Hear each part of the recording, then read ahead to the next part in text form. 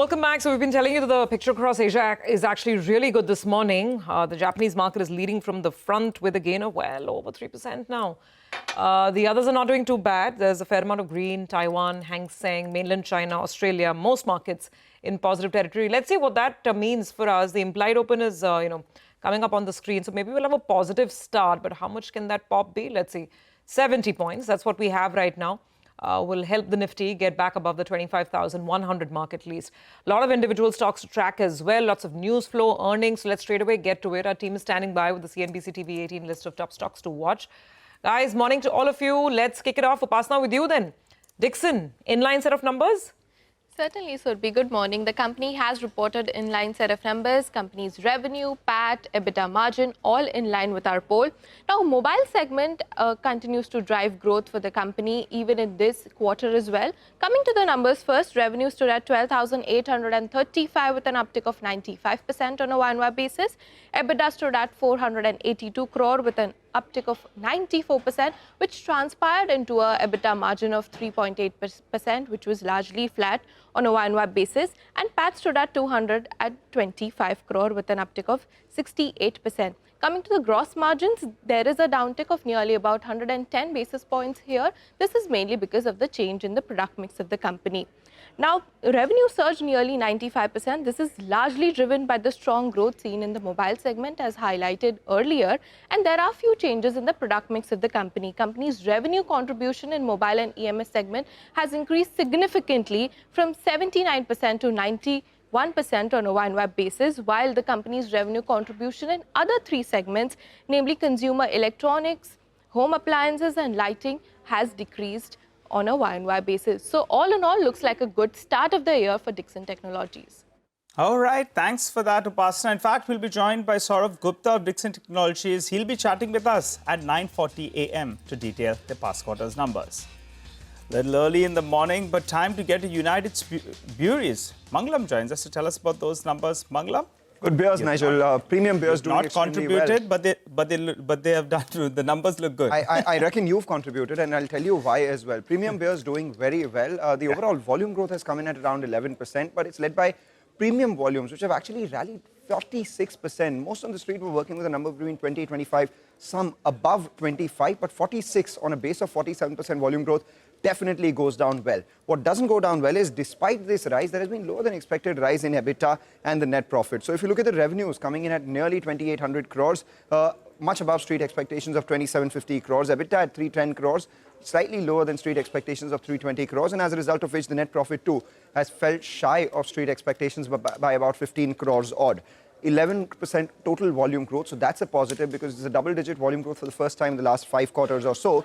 And the street was working with a number of just 6 to 8%. Why is that? Because premium volumes, they grew by 46% versus expectations of 20 to 25% growth. The company said they saw continued traction for Kingfisher Ultra, Amstel Grand, as well as Heineken Silver. And volume growth has been driven mainly by Uttar Pradesh, Andhra and Assam. And the reason why I pointed at you, Nigel, because you travel to Uttar Pradesh and I know that. I was wondering, yeah, I heard the brands. I don't think Nigel's contributed there, but yeah, the UP angle is a solid one. I agree. Okay, all right, Mangalam. Thanks so much.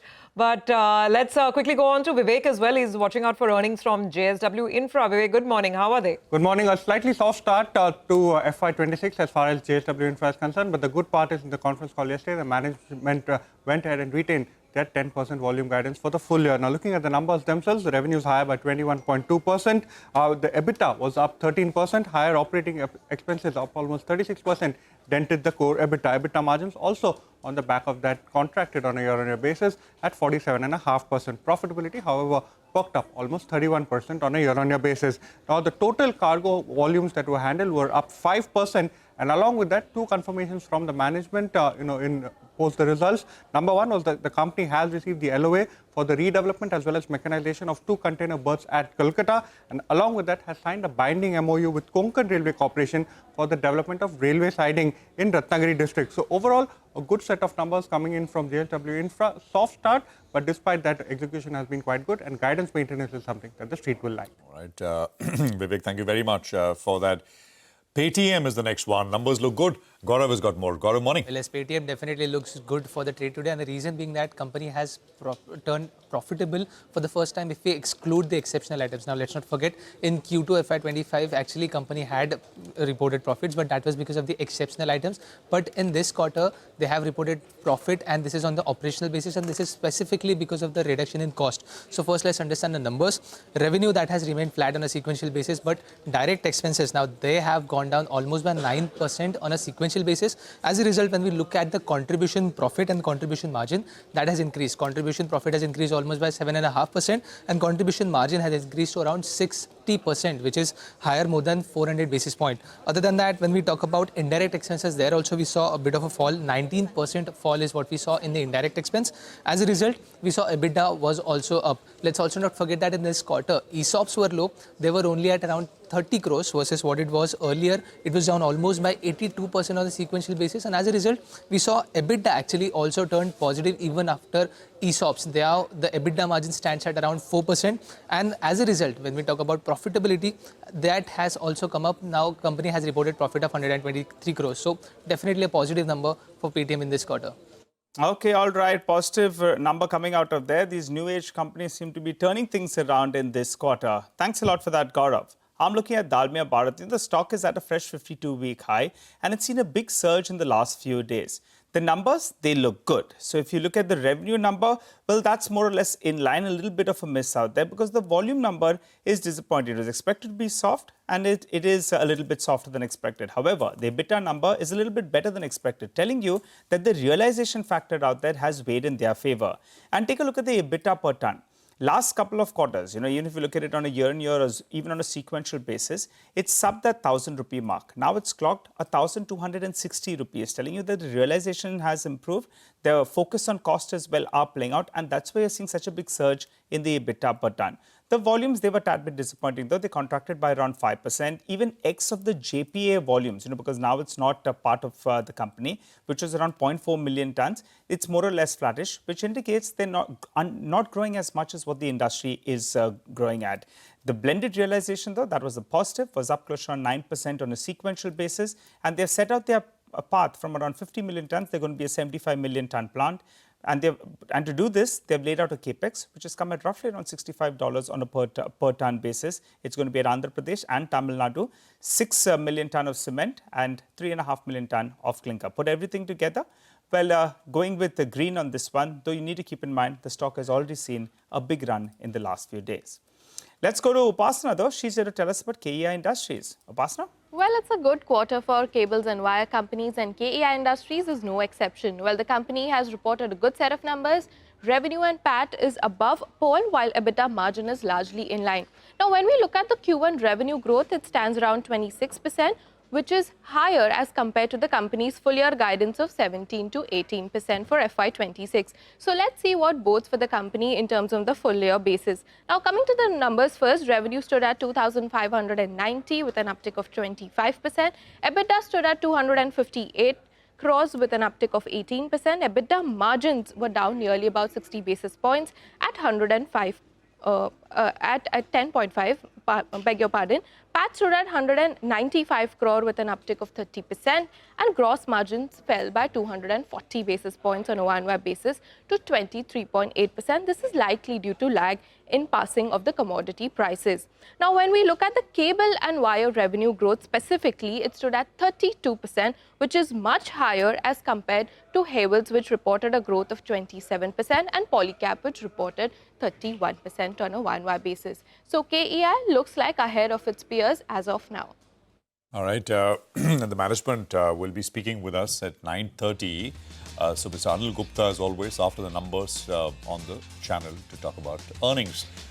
Well, let's go back to financials. Credit Access reported numbers, and IRFC as well. IRFC is another management you'll hear from in the next hour, hour and a half. But Gaurav, numbers first. Well, as Credit Access Grameen came up with the numbers. Now, when we look at the numbers on a standalone basis, they look a little weak because profit has declined almost by 85%. But let's not forget, this was actually expected from the company. What remains positive for this quarter is that net interest margins. Now, they have increased almost by 10 basis points because there is some benefit from cost of funds. And second is that the credit cost, now that has come down almost by 40 basis points. Now, it stands at around 9.2% on an annualized basis. So that was something which is positive. Going ahead, management is also saying that credit cost guidance is given at around 5.5 to 6% for the year. They also believe that the PAR portfolio, which is the early delinquency portfolio from Karnataka, is likely to come down. So definitely positive commentary there.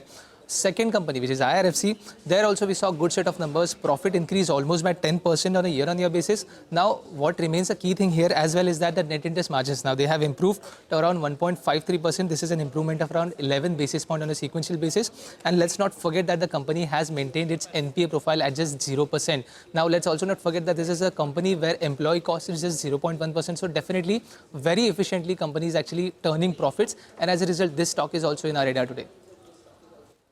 Okay, all right, got it. Gaurav, thanks very much for that. And we will indeed be touching base with the IRFC management and get a sense of how the rest of the year could play out. Mr. Manoj Kumar Dubey will join in at 9:50 a.m.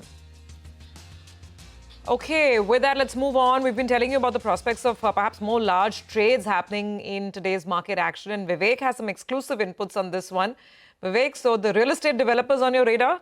Right, last evening, two real estate companies, they've taken on Goldman Sachs as the broker to this particular deal. So an undisclosed institutional buyer, both in Oberoi Realty as well as Lodha Developers. Oberoi Realty expect a block deal of almost 230 million, translating close to 2,000 crore of equity. Floor price is at a 4% discount to yesterday's close, and total 3% equity is what is expected to change hands. Now, post this particular block deal, it's a clean out trade, so the seller will not have any stake left. Along with that, Lodha Developers, again, close to 1,420 crore, $165 million worth of shares expected to change hands.